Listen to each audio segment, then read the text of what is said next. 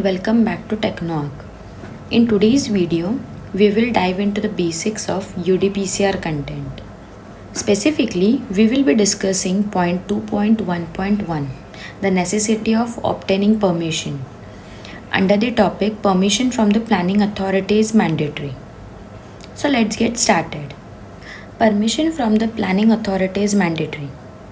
Point 2.1.1, necessity of obtaining permission.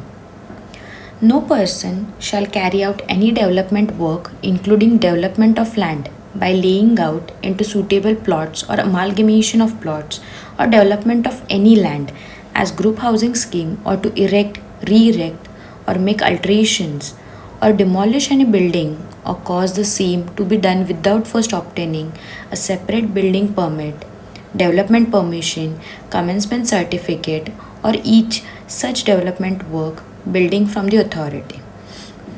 As stipulated in section 1846 of the Maharashtra Regional and Town Planning Act 1966, no such permission shall be contravention of the regional plan, development plan, proposals as the case may be.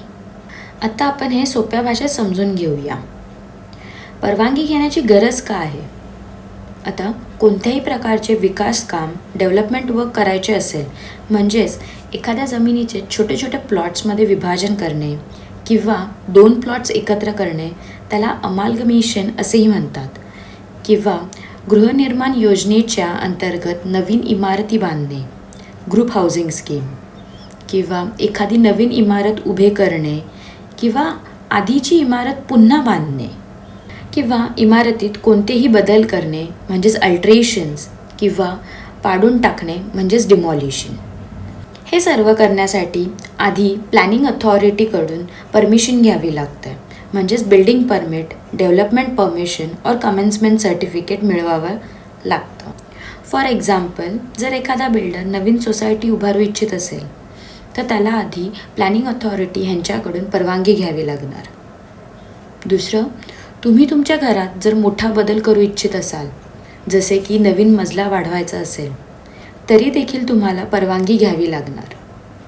हे Maharashtra regional and town planning act 1966 ॲक्टनुसार अनिवार्य आहे.